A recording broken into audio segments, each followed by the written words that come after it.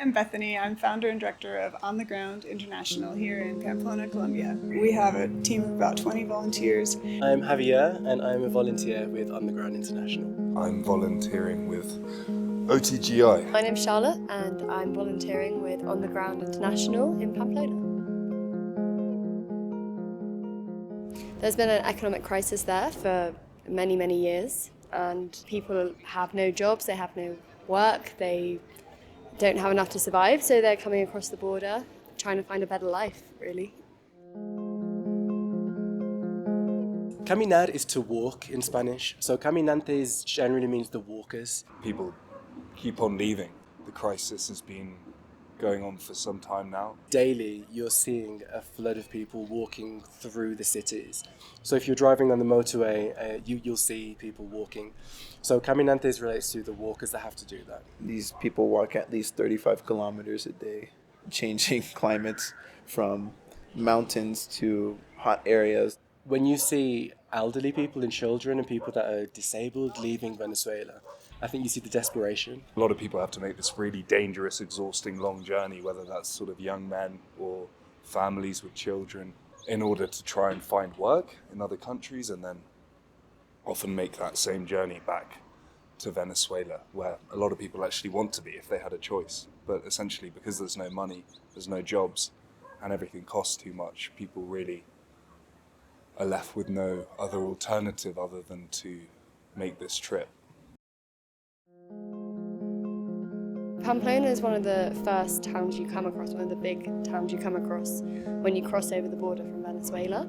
So it's quite a hub for people walking through, and this is the main route to Bogota.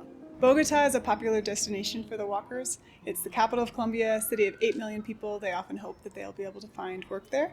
It takes about a month on foot.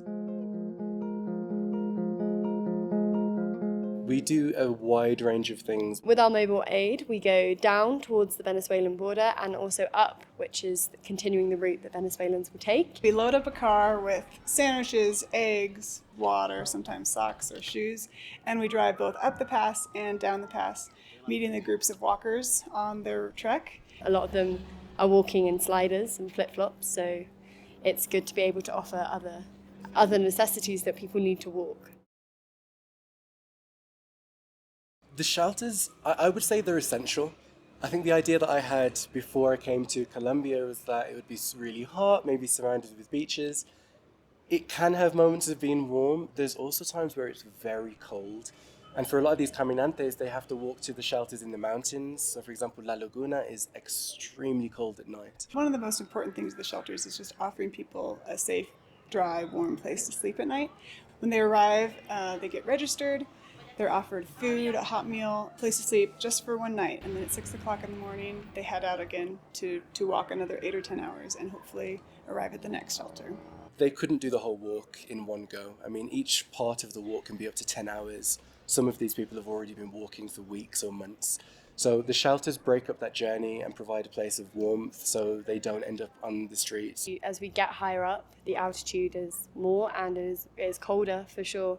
And we meet so many people that are walking and have slept on the side of the road or slept on the streets with their kids. And the shelters just provide such a vital necessity for these people to be able to take some rest, get some shelter, just even if it's for one night. The alternative is sleeping on the side of the road.